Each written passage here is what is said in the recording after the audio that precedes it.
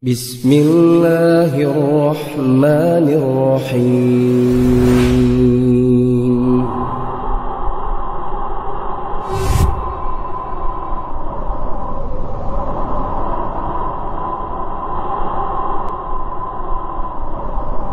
Wa rasuluh salawatullahi wa salamuhu alaihi wa ala alihi wa ashabihi wa man sara ala sunnatihi wahdada bihadihi ila yaumiddin, amma ba'd. Ma'asyiral muslimin rahimani wa rahimakumullah. Puja puji syukur kita panjatkan kepada Allah Azza wa Jalla atas seluruh nikmat yang Allah anugerahkan buat kita semua. Salawat dan salam semoga tercurah buat Nabi kita Muhammad sallallahu alaihi wasallam. Berikutnya insyaallah di kesempatan sore yang berbahagia ini kita akan mengkaji secara saksama terkait beberapa hal yang insyaallah azza wa jalla akan kita laksanakan secara bersama. Yang pertama terkait hari raya atau kita istilahkan dengan lebaran. Yang kedua terkait dengan mudik atau istilahnya adalah safar. Dan yang ketiga adalah orang tua.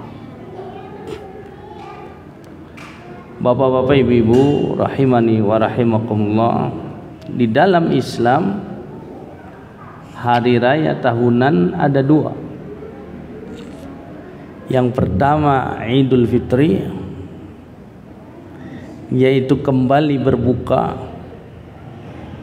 setelah 1 bulan kita berpuasa. Maka di hari raya tersebut kita bergembira, bukan karena hal yang berbau dunia. Kita bergembira, kita berbahagia karena kita berhasil mentaati Allah Azza wa Jalla, yaitu melaksanakan ibadah siam atau puasa yang kita kerjakan selama 1 bulan. Maka begitu masuk tanggal 1 Syawal, seluruh kaum muslimin di seluruh dunia merayakan kegembiraan tersebut karena mereka berhasil mentaati Allah Azza wa Jalla dengan berpuasa selama 1 bulan. Ma'asyiral muslimin a'azani wa a'azakumullah, sehingga kebahagiaan orang Islam itu ternyata mereka berbahagia saat mereka berhasil mentaati Allah. Itu poinnya. Kemudian di hari tersebut ada syariat salat 2 hari raya atau salat Id. Ada salat Idul Fitri, ada salat Idul Adha. Ya, seluruh kaum muslimin oleh Nabi SAW diperintahkan untuk keluar dari rumahnya. Hatta mereka yang haid, wanita yang haid, diperintahkan oleh Nabi untuk keluar dari rumahnya untuk menghidupkan syiar kebahagiaan, syiar kegembiraan.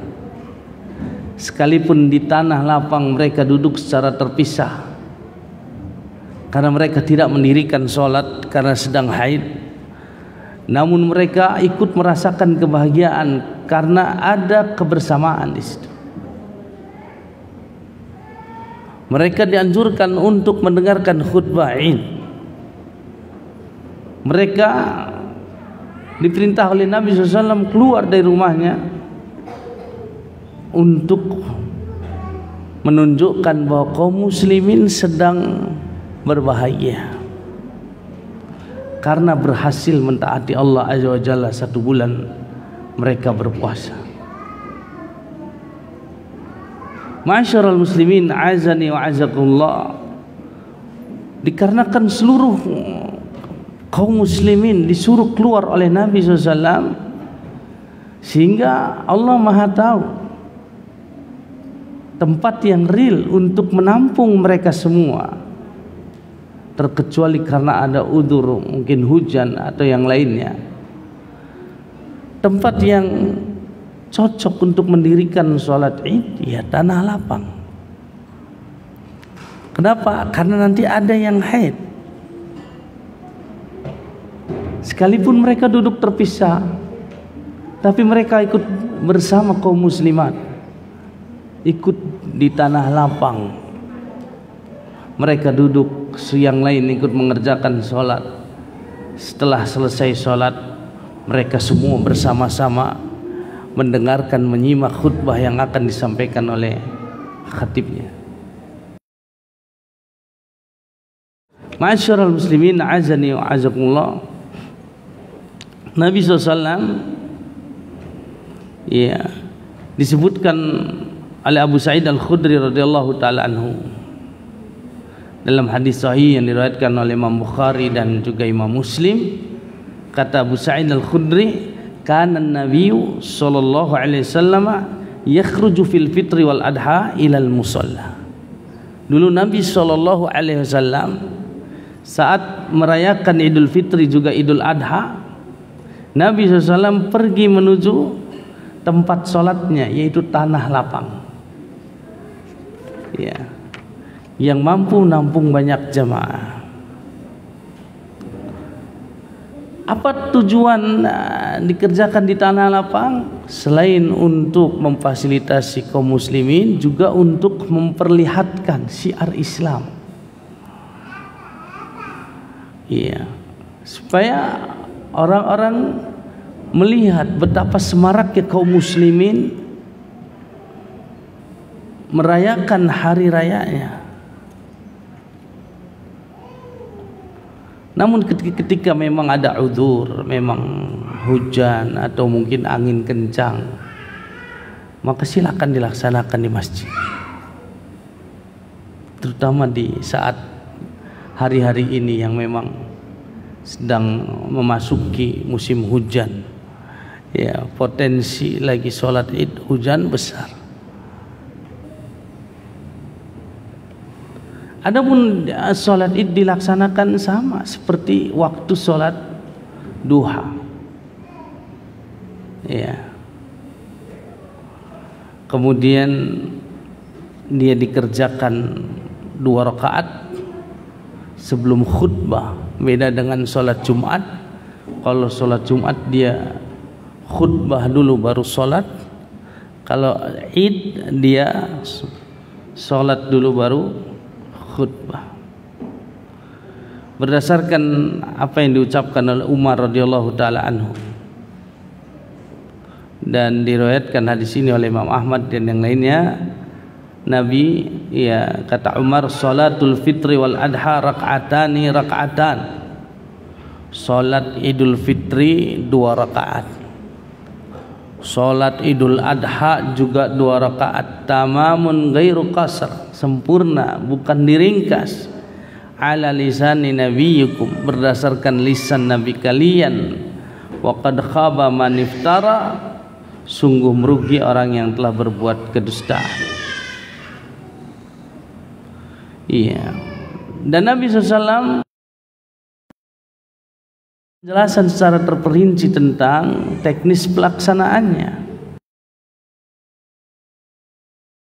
Nabi SAW mengatakan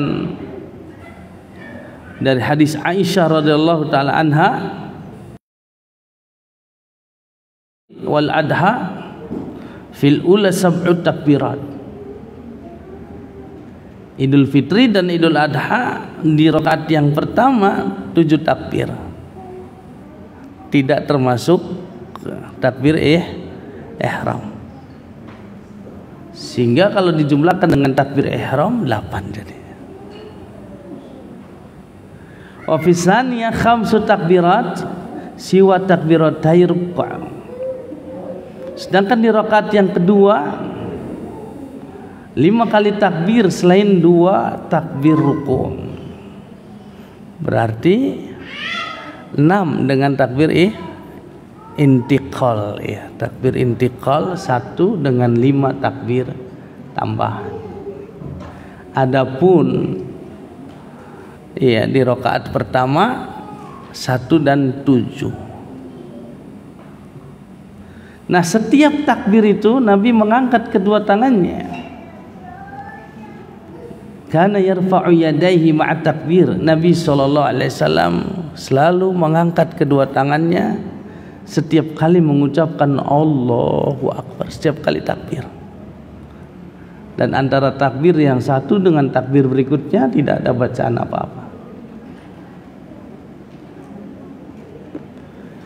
Setelah selesai takbir 8, maka isti'adzah, a'udzu billahi minasyaitonir rajim. Kemudian membaca surah Al-Fatihah. Ya. Kemudian di rakaat yang pertama dia baca Al-A'la, rakaat kedua Al-Ghasyiyah, silakan.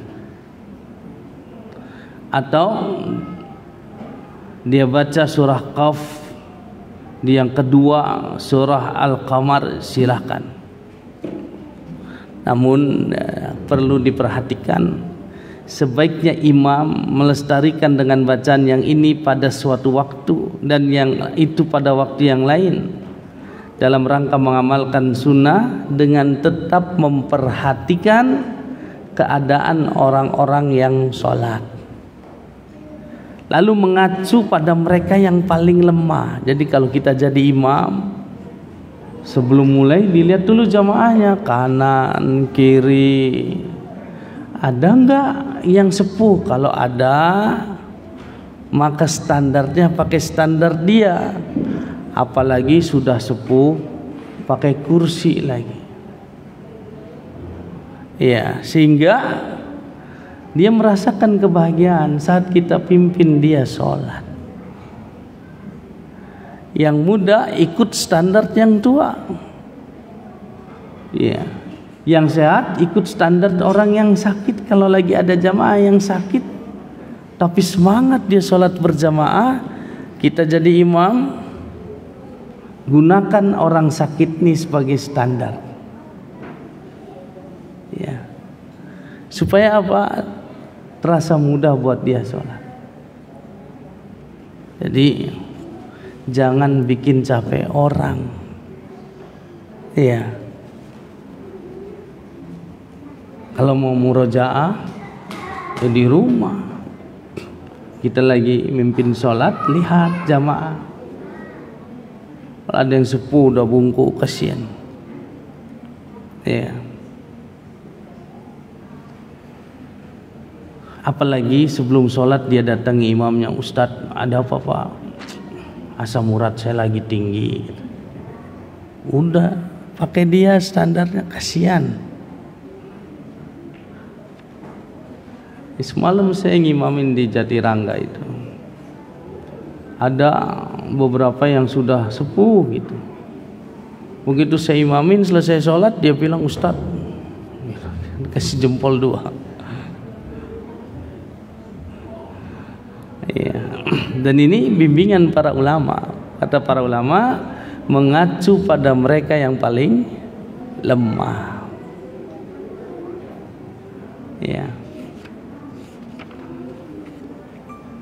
Jadi ini bukan lomba lari ya. Yang kuat yang menang, bukan. Lihat, kalau ada yang paling sepuh, maka jadikan dia sebagai standar kita untuk memimpin sholat. Ya. Berikutnya, kapan khutbah Id? Khutbah Id beda dengan khutbah Jumat.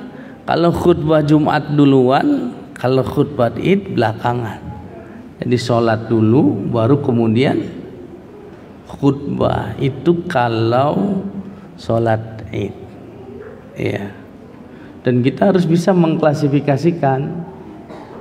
Ya, kalau takbir ihram itu rukun, takbir intiqal itu wajib, takbir yang tambahan itu apa hukumnya? Sunnah umpamanya. Kemudian ta'awuz itu wajib, kemudian al-fatihah rukun. Sehingga ketika ada hal yang keliru kita lakukan, kita bisa sikapi. Kalau yang keliru di rukun nggak bisa diganti dengan sujud sahwi. Kalau yang kita lupa adalah kewajiban, bisa diganti dengan sujud sahwi. Kalau yang sunnah maka tidak sampai merusak keabsahan sholat selama kita tidak meremehkan sunnah itu.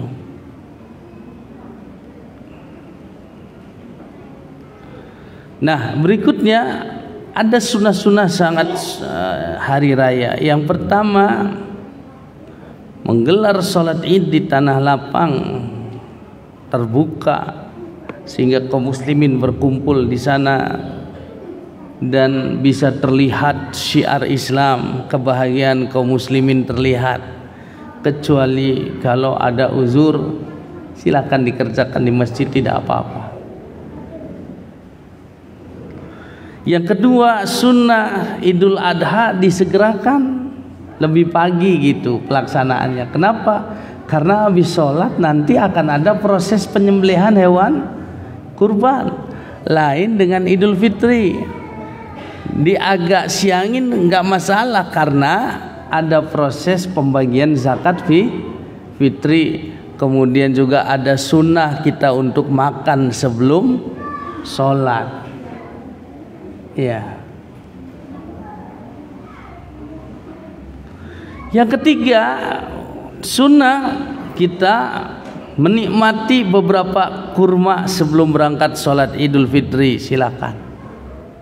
Ya, kita menikmati hidangan yang sudah disiapkan oleh istri kita dari malam hari, sudah disiapkan, dinikmati dulu selesai sholat subuh. Setelah itu dia pergi dengan berjalan kaki. Kenapa? Supaya bisa saling tegur sapa dengan orang yang bertemu saat dia melakukan perjalanan ke tanah lapang tersebut. Yang memang kadang-kadang kalau berkendaraan kan potensi untuk tegur sapa itu lebih sedikit daripada kalau kita jalan kaki, kecuali memang tempatnya jauh. Ya.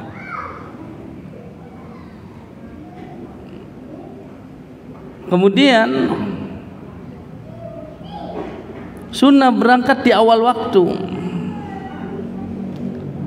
Pagi-pagi berangkat supaya bisa duduk di dekat imam di saf yang depan. Juga kita mendapatkan keutamaan menunggu sholat.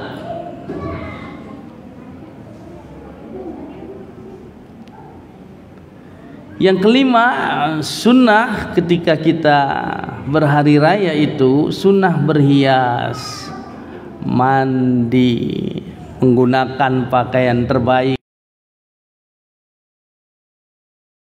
untuk pakai wangi-wangian.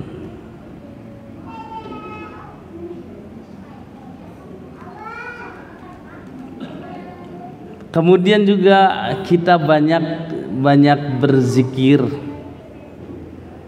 dengan memperbanyak takbir dan tahlil. Laki-laki diupayakan dengan mengeraskan takbirnya saat di rumah, di masjid, di pasar. Sedangkan wanita silakan bertakbir cukup dengan suara pelan saja.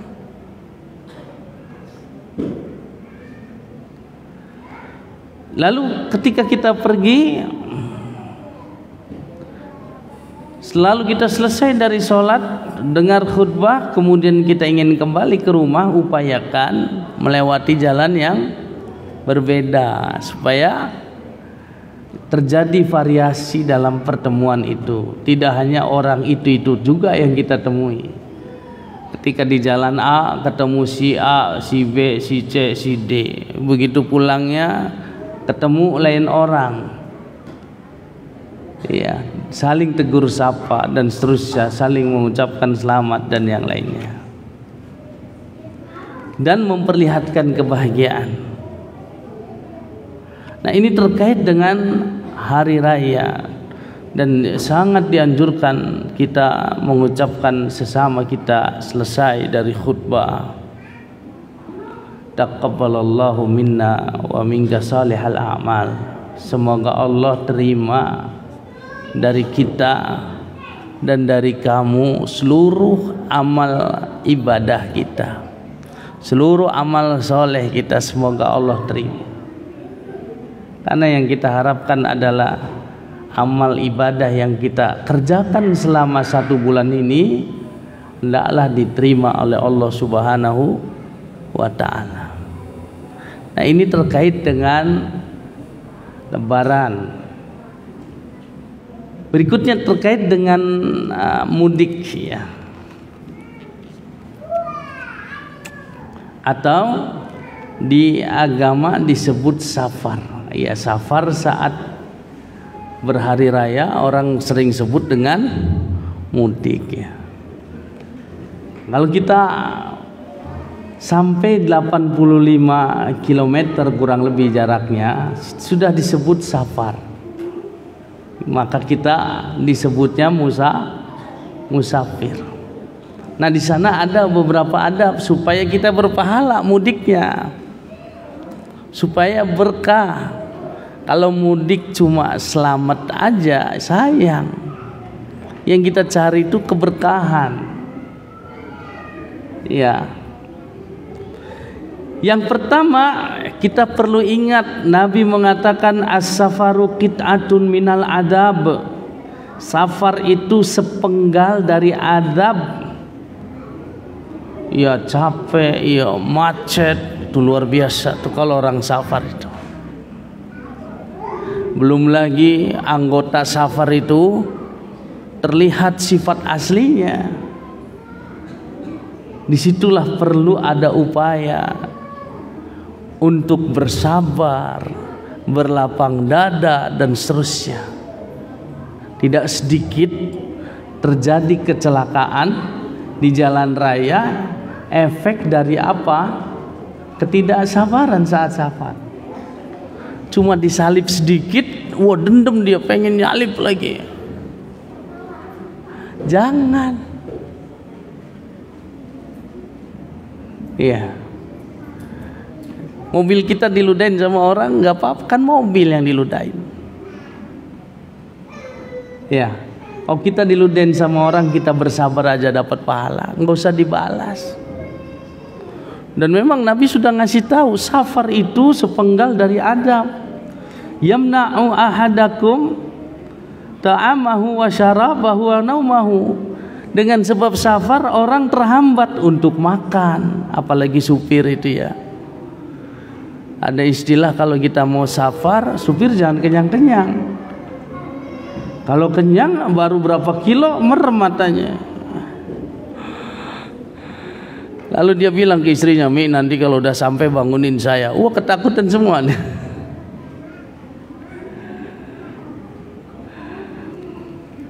Kemudian juga kerap kali kurang minum. Ya. Kadang-kadang uang susah kita gunakan. Kenapa? Warung jauh, apalagi udah di tengah tol. Masya Allah, itu luar biasa. Terasa uang itu tidak berharga. Nyari sana sini nggak ada yang jual. Kalau mungkin di jalan umum masih banyak orang masih menjajakan dagangannya, masuk-masuk ke jalan dia tawar-tawarin minum. Tapi kalau di tol jarang. Bahkan menghalangi orang dari tidurnya. Yang biasa dia tidur sekian jam dalam sehari, karena safar bisa kurang tidur. Apalagi kalau supirnya nggak bijaksana, dia senang sendiri aja, kebut di atas 120. Yang jadi penumpang emak-emak sama, kasihan.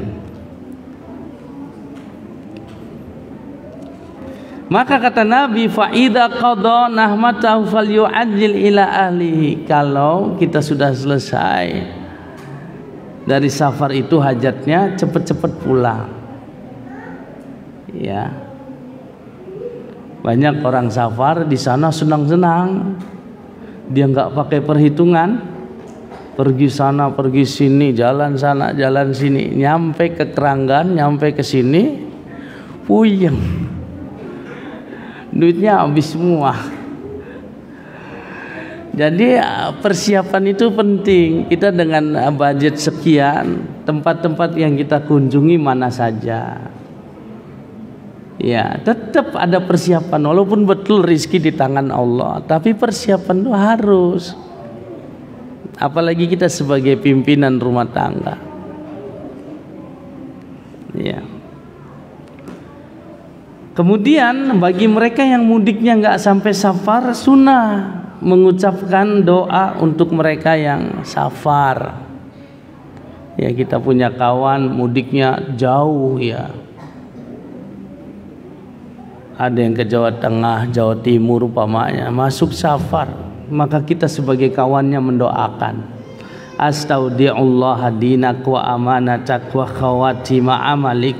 Aku titipkan kepada Allah agamamu, amanahmu, juga akhir dari amalmu.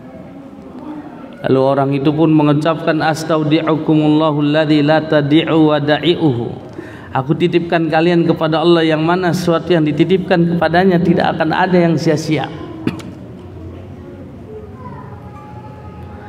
Kemudian yang berikutnya, sebelum kita safar ada sunnah sholat istikharah. Istrinya, anak-anaknya sholat 2 rakaat, namanya sholat istikharah. Ini safar berkah apa enggak? Jangan ditinggalin sunnah ini. Ya, kalau memang potensi meninggal dunia ada, silahkan tulis wasiat. Emang ada Ustadz? Ada. Safarnya naik pesawat pamaknya, safarnya naik kapal laut pamaknya.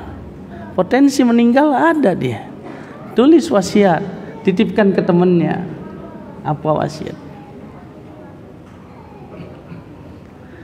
Yang kelima, bertaubat kepada Allah sebelum dia safar, banyak-banyak istighfar, mohon ampun kepada Allah supaya dimudahkan safarnya.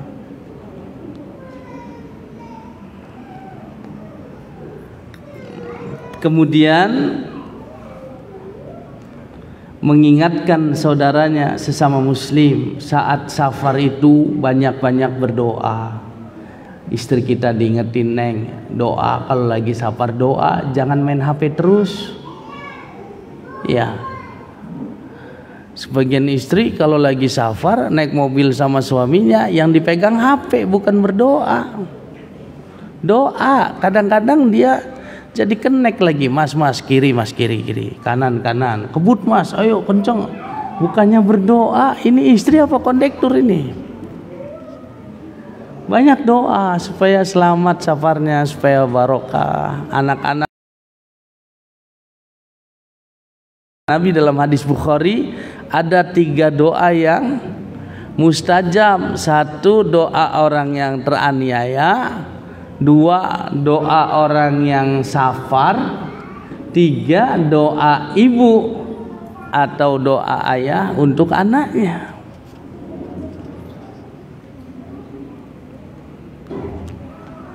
Nah, berikutnya teman-teman, kalau lagi safar nih, lewat tanjakan, jangan lupa takbir Allahu Akbar gitu. Atau yang naik pesawat, pas take off itu takbir Allahu Akbar. Nanti pas landing subhanallah. Yang safarnya mungkin ke daerah pegunungan sana, banyak tanjakannya tuh.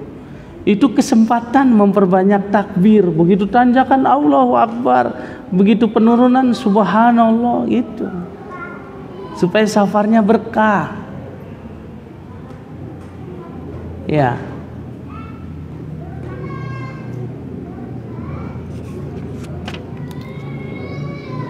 Kemudian yang berikutnya, saat safar itu diusahakan ada amirnya. Ya, amir safar. Kalau umpamanya kita beberapa keluarga, masing-masing ada suaminya, angkat 1 orang sebagai amir safar. Dia yang nentuin berhenti di rest area mana, udah diikutin. Istirahat di mana. Nah, ini fungsinya amir safar. Jadi nggak ada dualisme. Jadi karena tidak disepakati sebelum safar siapa amirnya, jadi kisru. Di dalam mobil itu ada 3 keluarga, akhirnya pecah kongsi. Udahlah masing-masing aja katanya, kita naik bus sendiri katanya. Coba sebelum safar diangkat dulu. Ayo kita safar bareng-bareng, siapa amirnya?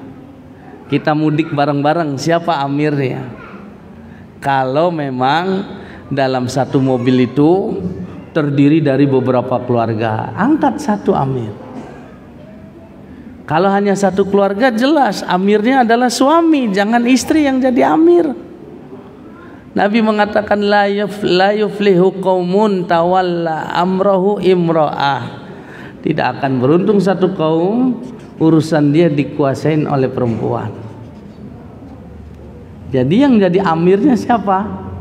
Suami. Di mana dia berhentinya, kapan jalan laginya, itu suami nentuin. Walaupun suami tidak boleh anti masukan dari istri, terima masukannya. Kalau istri punya saran umpamanya, terima. Tapi tetap keputusan ada di siapa? Suami.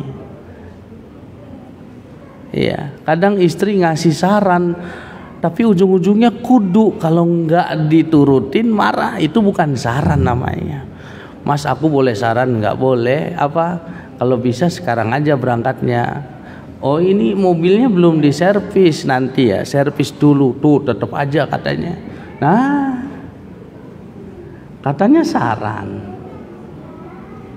Suami pikirannya panjang, diservis dulu mobilnya, dicek bensinnya, karena jangan sampai di tengah tol bensin habis. Disiapkan segala sesuatunya yang kira-kira untuk keselamatan seluruh orang yang safar tadi. Kemudian yang berikutnya, kalau safar kita harus punya akhlak yang baik. Jangan hardik-hardik orang di jalan. Ya, kalau ada kekeliruan sesama pengguna jalan, ya dimaklumi. Beberapa waktu yang lalu itu terjadi kecelakaan di pintu tol Halim itu ya ternyata sebabnya sepele. Ya sekedar dipepet, marah, nggak terima. Wah, langsung dikejar-kejar sampai banyak menimbulkan korban. Dan ini jangan sampai seperti itu. Iya, kalau namanya di jalan itu memang harus banyak berlapang dada. Kadang kita duluan, dia yang nyalip.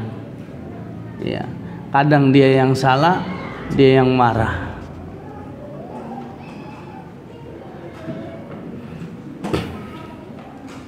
Dan berikutnya, punya hati yang baik. Ya, upayakan saling bantu sesama musafir. Mereka-mereka yang kehabisan bekal, bantu. Umpamanya sesama musafir nggak bisa masuk rest area, ya qadarullah harus apa?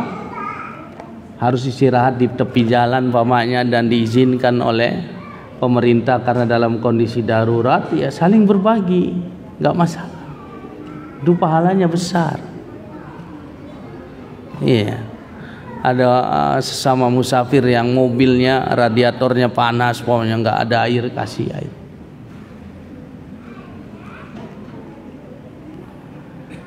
Nah, yang berikutnya, kalau lagi safar jangan suka bawa anjing, lonceng, jangan. Ya. Dan perempuan jangan safar kecuali ada mahram. Mahram itu enggak harus suami, bisa anak lakinya yang sudah balik, ya itu juga mahram.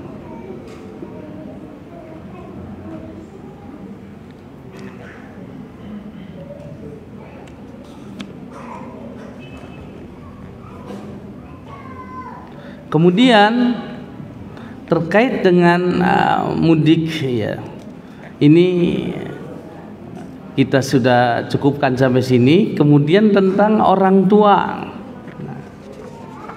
Ya, tentu kita menghendaki bertemu dengan ibu dan ayah kita. Iya, selagi mereka masih ada. Kenapa? Karena ini bagian dari bakti kepada kedua orang tua. Dan salah satu sebab Allah Azza wa Jalla mendatangkan keridhoannya adalah kita berbakti kepada keduanya. Ingat, jangan disiksa orang tua perasaannya oleh kita. Nungguin keluar lagi, dikirain suara motor anaknya, ternyata bukan. Duduk lagi di depan, didengar suara motor lagi, dikirain anaknya, ternyata bukan. Sampai larut malam, masuk dia ke dalam rumahnya dalam keadaan nangis. Jadi jangan disiksa, ya. Dan memang skala prioritas yang harus kita prioritaskan dalam kehidupan ini, ya kedua orang tua. Banyak-banyak kita mendoakan mereka. Ketika bertemu, upayakan kita bermuka ceria. Ya, sekiranya kita bertemu dengan keduanya, upayakan bercengkrama dengannya, ngobrol dengan dia, cium tangannya.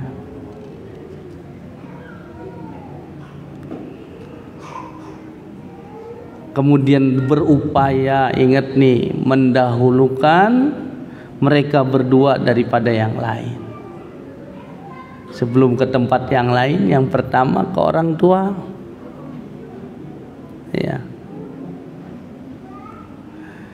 Kemudian upayakan jangan tangan kosong kalau ada. Ingat ya, kalau ada nih jangan tangan kosong.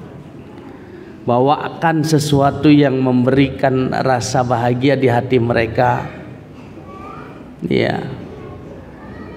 Bawa mereka ke tempat yang mereka senangi. Saat kita di sana, bawa mereka. Upayakan bercengkrama, senda gurau sama mereka. Ya. Dan upayakan kalau orang tua kita sakit, napas lagi di sana, kita jangan tidur duluan, biarin orang tua yang tidur terlebih dahulu. Takut-takut malam ada apa-apa, biasanya saking senengnya waktu siang nggak inget kalau dia punya gula, semua serba dimakan. Nah, kita sebagai anaknya standby malam-malam. Takut ibu ada apa-apa, kita jangan sampai lagi tidur, kita lagi terjaga. Nah, ini salah satu bakti kepada mereka. Kemudian juga diupayakan selama kita bersama orang tua itu punya adab dalam bicara. Allah yang firmankan fala taqul lahuma uff, jangan berkata ah. Sekalinya datang, sehari dua hari enak ngomongnya. Hari yang ketiga udah mulai bentak-bentak.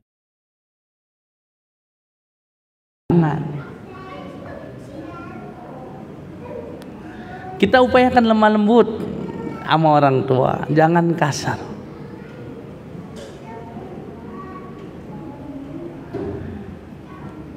Nah, sekiranya teman-teman ini Masya Allah mendapat kehormatan, justru orang tua yang mendatangi kita dengan izin Allah, mereka sedang ada momen tertentu, sekalian menghampiri kita. Wah, ini luar biasa.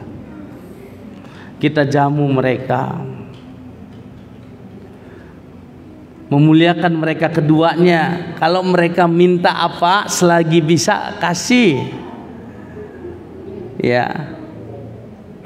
Nah, kalau nanti datang jangan lupa ya, apa Bu, dodol Betawi bawa beliin.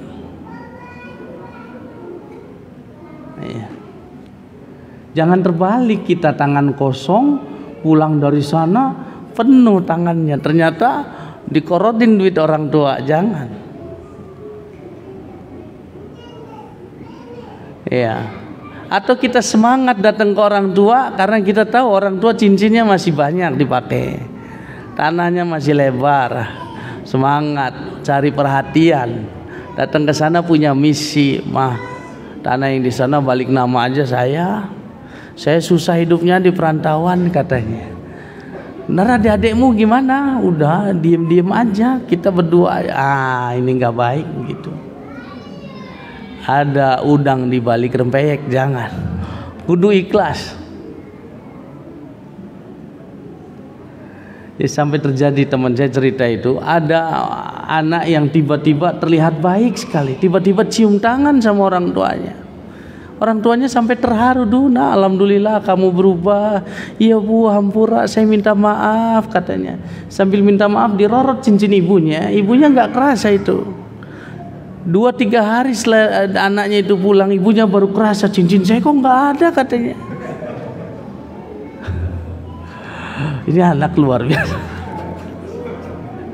Ternyata diincar cincin orang tua. Lihat, jangan begitu. Insya Allah kita udah ngaji nggak begitu kan? Ya, teman-teman jangan begitu. Ambisinya ambisi ukhrawi, jangan duniawi. Ya, adapun mereka kasih sesuatu buat kita, ya kita terima alhamdulillah. Tapi jangan jadi tujuan.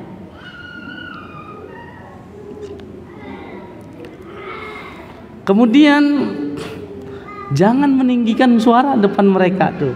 Kalau nanti di sana jangan suka keras-keras kalau ngomong. Dan jangan bohong. Ya.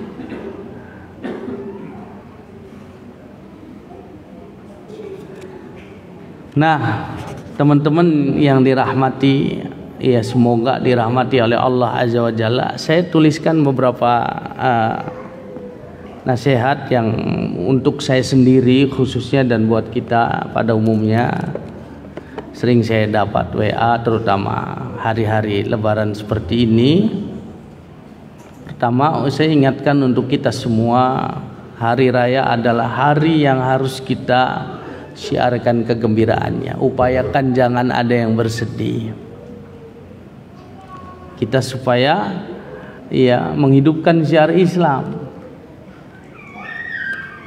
Nah, terkait dengan mudik, ya, beberapa rumah tangga alhamdulillah sekampung, jadi bisa dikompromikan. Selesai sholat id ke rumah suaminya dulu, tidak lama kemudian suaminya antarkan istrinya ke rumah orang tuanya, sehingga tergabung 2 hal pada si suami. 1, suami berhasil bakti sama orang tua. Yang kedua, suami berhasil menyenangkan istrinya. Ingat, menyenangkan istri ibadah. Kalau kita nangis, anak pikirannya apa? Waduh, Abi sedang sulit dalam pekerjaannya. Kok bisa bilang begitu, nak? Tuh Abi nangis sendirian. Jangan-jangan Abi berantem sama temennya. Jangan-jangan Abi ditipu oleh temennya. Jangan-jangan Abi dibawa kabur uangnya oleh temannya. Itu pikiran anak tuh. Kalau yang nangis siapa? Bapaknya. Tapi kalau yang nangis, menyenangkan istri sama dengan menyenangkan anak-anak. Ya, kalau antum nyenangin anak seperti saya ya, beli mainan satu anak misalnya 50.000, ada 8 udah 400.000. Daripada 400.000 mendingan beliin skincare istri saya 250.000, ada sisa 150. Dengan senang istri saya, dia cerita ke anak-anaknya. Anaknya kebagian senang. Kenapa? Kebahagiaan ibu adalah kebahagiaan anak-anaknya. Dan itu yang suruh Allah, wa ashiruhunna bil ma'ruf. Hei para suami, pergaulilah istrimu dengan cara yang baik. Ingat, dia bukan lahir dari batu.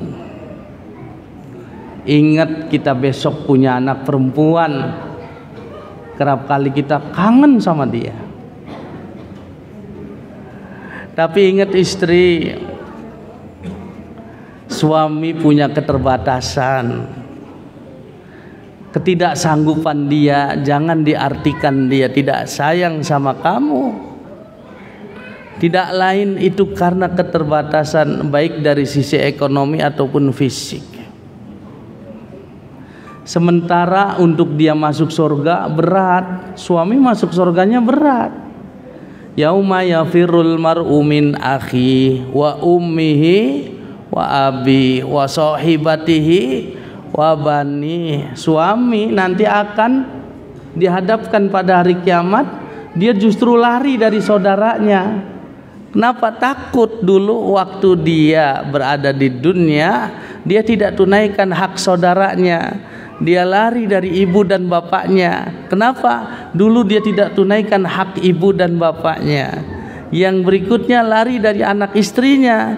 Dia tidak tunaikan hak istri dan anak-anaknya. Nah, jadi laki-laki susah masuk surganya. Sementara istri masuk surganya mudah. Nabi mengatakan apa? Ayyumamra'atin sholat khamsaha. Kalau ada perempuan siapa aja dia sholat 5 waktu, enggak ada sholat yang lain, pas-pasan modalnya. Wa shomat syahroha, puasa juga apa adanya, cuma bulan Ramadan saja.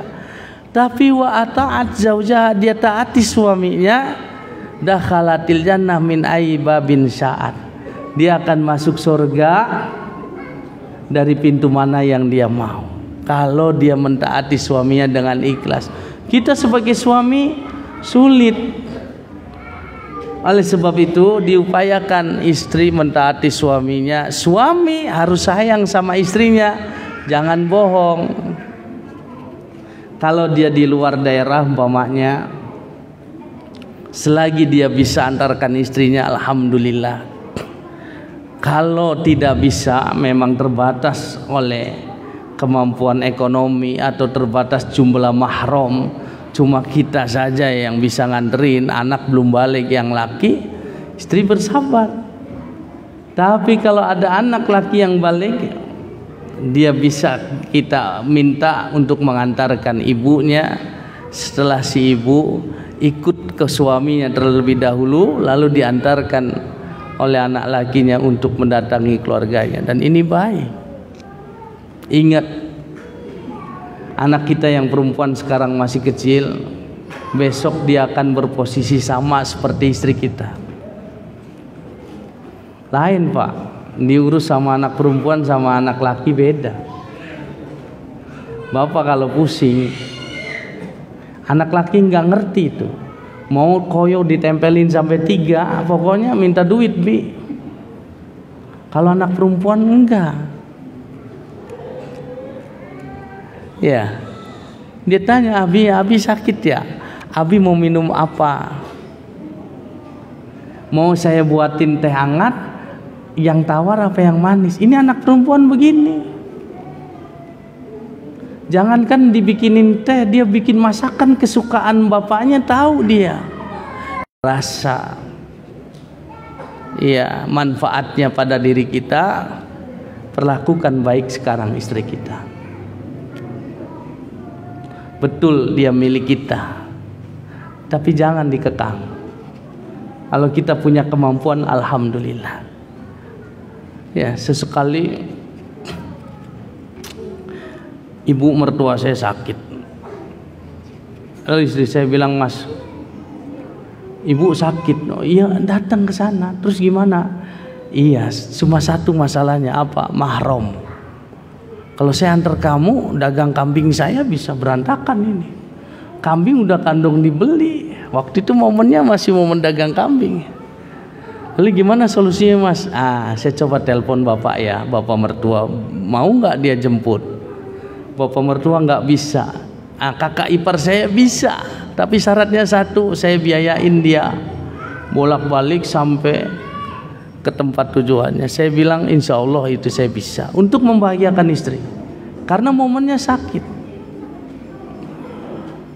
Lalu istri saya bilang 2 pekan Mas. Sampailah dia di Padang 2 pekan. Ternyata 2 pekan belum ada kejelasan ibunya ini sakitnya sembuh atau Allah berkehendak lain. Semua saudaranya udah pada pulang semua, tinggal dia minta ke saya, Mas saya pulang ya.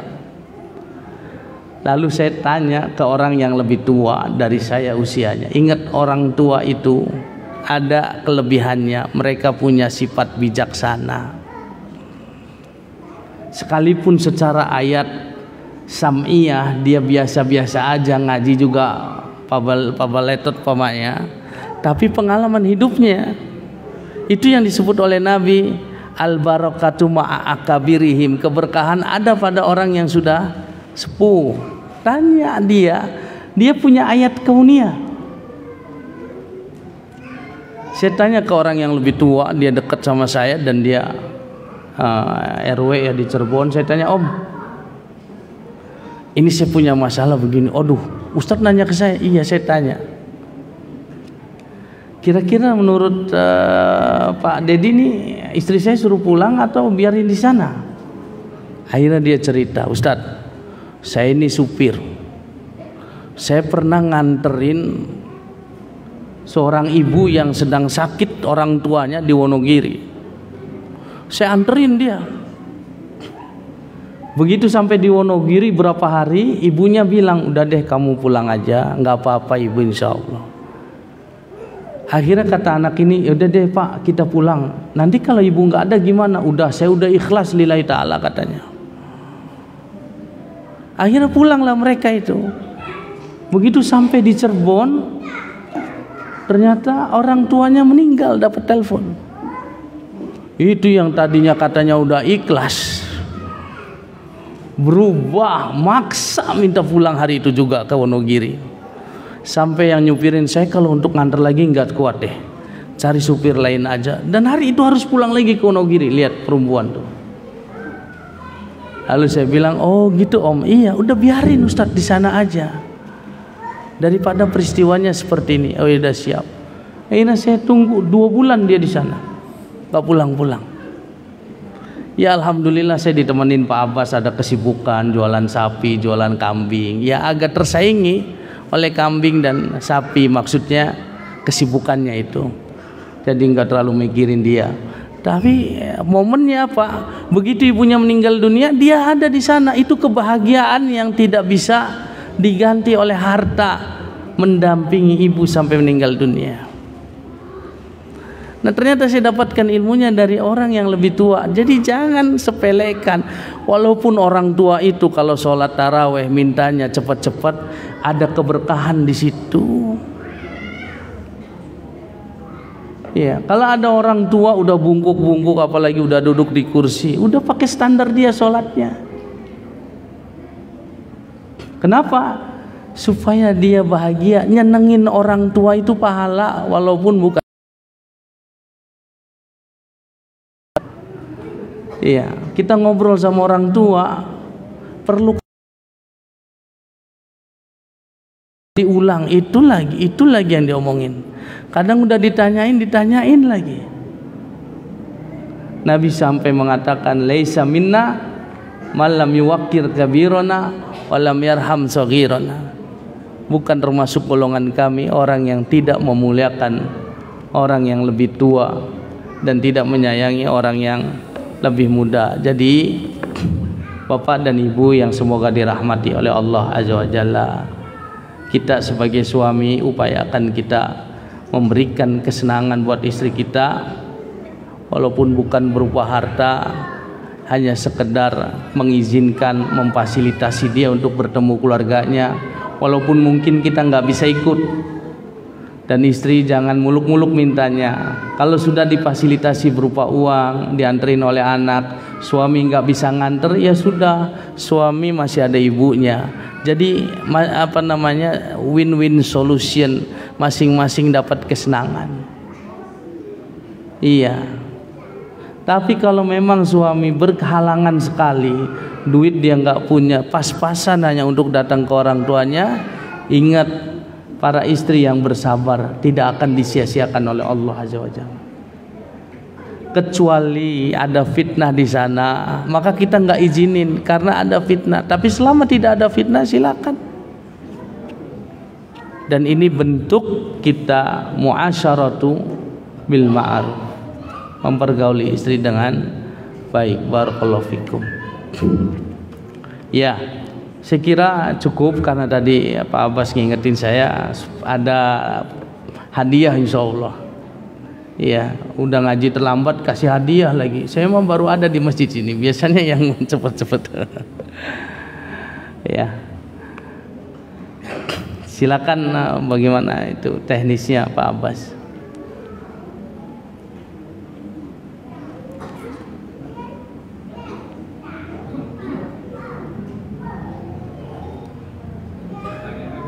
Hah? Nanya? Iya. Kita simak ya pertanyaan orang tua kita nih Pak Joko. Silakan Bapak. Waalaikumsalam warahmatullahi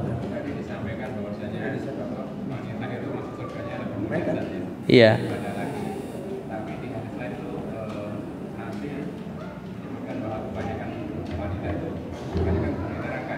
Iya.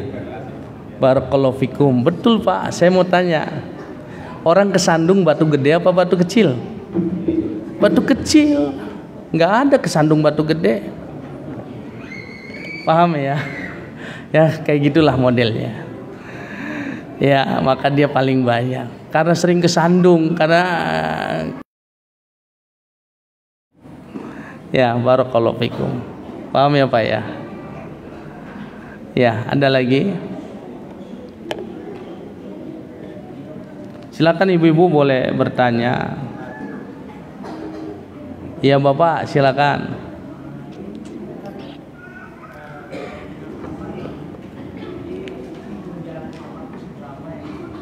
Iya, barakallahu fikum Pak. Ulama memberikan kemudahan ya, standar ya ijtihad mereka 5 km Pak. Dari sini Cikampek Safar. Ya Bapak badai ke mana ya? Hah? Bandung Safar ya. Iya. Bandung Safar Masya Allah. Iya. Ya Mas, gimana Mas? Iya.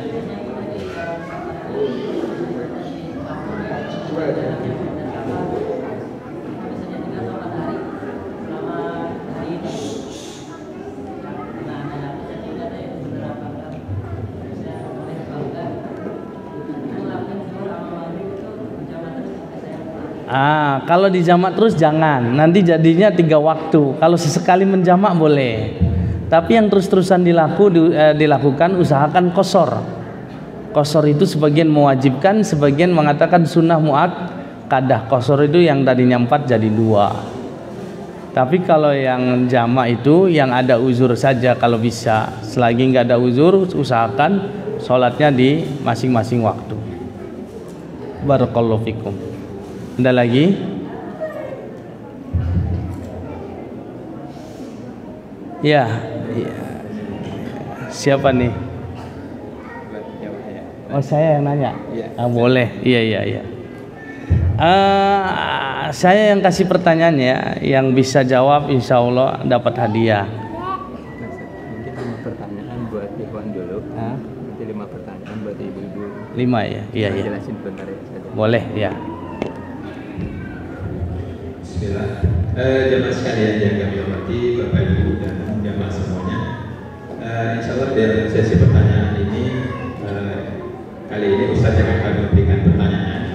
Jadi dan alhamdulillah ada muslimin yang menyediakan hadiah bagi jemaah sekalian. Di sini ada 8 piece baju.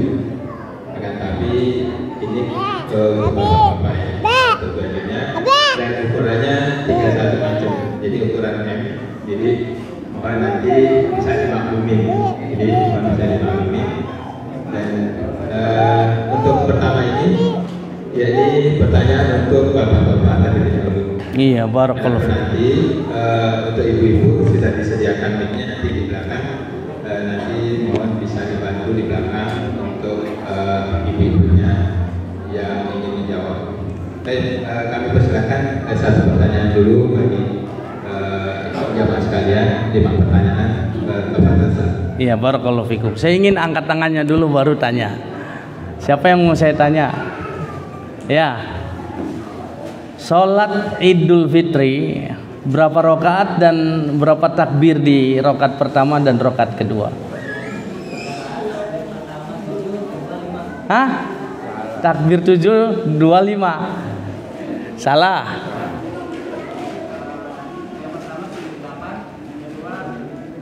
Bagus. Siapa namanya, Mas? Ahmad Fuadi. Barakallahu fiik. Celananya L apa M? Celana apa gamis? Oh, gamis, maaf. Insyaallah. Ahmad Fuadi. Siapa lagi yang mau ditanya? Ayo, Mas, siapa, Mas? Namanya siapa nama? Rofi. Opik. Iya. Suami surganya ada di siapa? Surga suami ada di mana? Hah? Di mana? Bagus. Kamu suami apa istri? Suami, alhamdulillah. Bagus. Yang ketiga, sebelah sini. Ya, siapa namanya? Andi. Berapa jarak minimal dikatakan safar? Hah? Bagus, barakallahu fiik. Sebelah sini siapa lagi? Ya, siapa namanya? Hah? Hafal.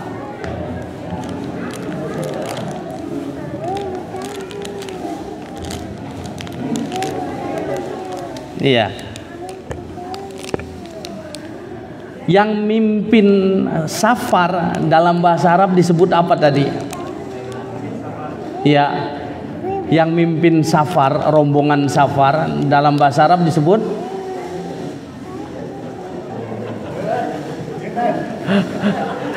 apa, Mas Absul? Apa? Bagus. Istimewa ini. Dapat minyak aja.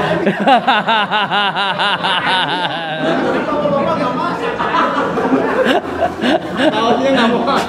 Kaosnya nggak muat katanya jadi. Ayo yang kelima sebelah sini Pak Irwan. Ini Pak Irwan dari Keranggan ini jauh ini. Pak Irwan. Pertanyaan buat Pak Irwan. Di dalam hadis Nabi Shallallahu Alaihi Wasallam bahwa Nabi itu kalau sholat id di musola. Apa yang dimaksud musola?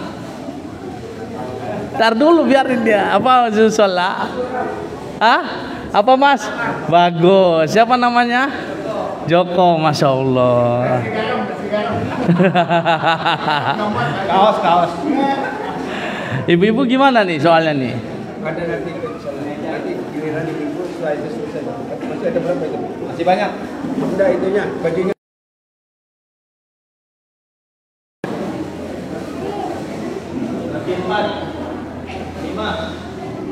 Lima lagi.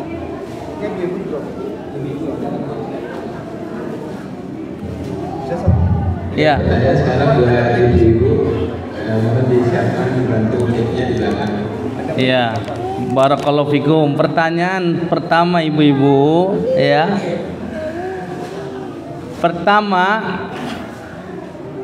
Nabi Shallallahu Alaihi Wasallam memberikan berita buat ibu-ibu bahwa ibu-ibu boleh masuk surga dari pintu yang mana aja. Sebutkan persyaratannya, Bu. Pakai mic. Namanya siapa? Biar.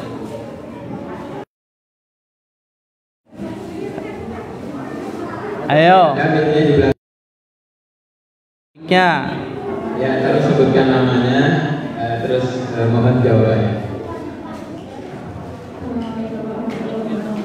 Waalaikumsalam warahmatullahi wabarakatuh. Ya, Ibu siapa? Umu siapa? Umu Yan. Umu siapa? Diana. Ini ada ikhtilaf nih Umu Diana.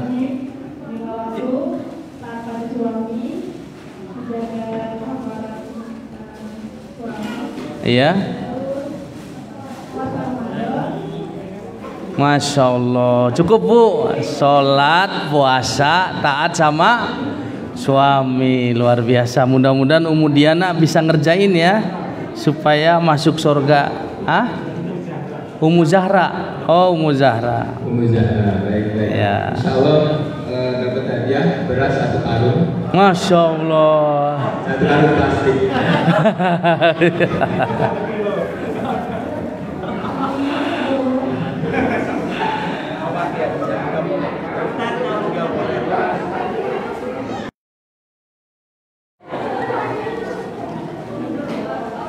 Ya, kembali pertanyaan 2. Iya. Silakan. Yang kedua, pertanyaan buat ibu-ibu, ya. Apabila cuaca normal, maka orang Islam disuruh semua sholat dan mendengarkan khutbah di tanah lapang. Kenapa tidak di masjid? Kenapa sholat id di tanah lapang tidak di masjid? Ayo, Bu.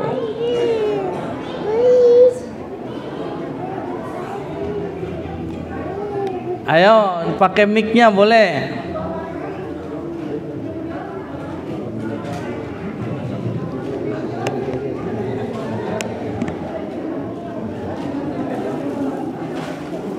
Lagi, Ustaz. Iya. Ayo, Bu.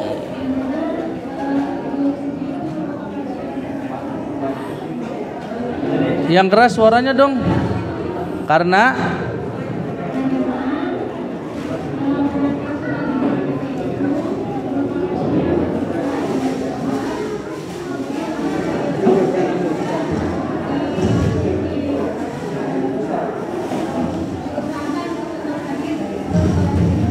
bagus. Ummu siapa ini?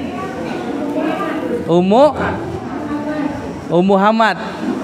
Ummu Muhammad. Masya Allah. Iya. Soalnya anak saya namanya Muhammad juga.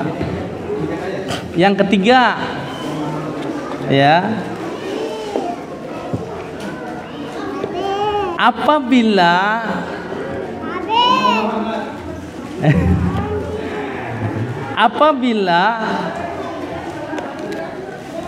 terjadi kendala, baik itu hujan ataupun angin kencang, maka sholat id boleh dilaksanakan di masjid. Bagaimana dengan yang haid?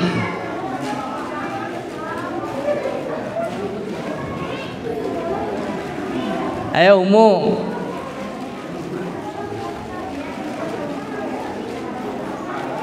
Wanita yang haid ikut sholat apa enggak?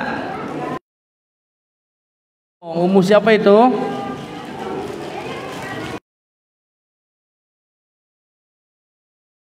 Udah selesai ya? Iya, udah selesai. Nanti kita lanjutkan aja. Oh gitu ya? Iya benar-benar. Insya Allah nanti dilanjut tanya jawabnya, berhadiah maksudnya. Habis berbuka dan sholat ya insya Allah hadiahnya masih banyak. Saya tutup. Subhanakallahumma bihamdika asyhadu an la ilaha illa anta astaghfiruka wa atubu ilaik. Assalamualaikum warahmatullahi wabarakatuh.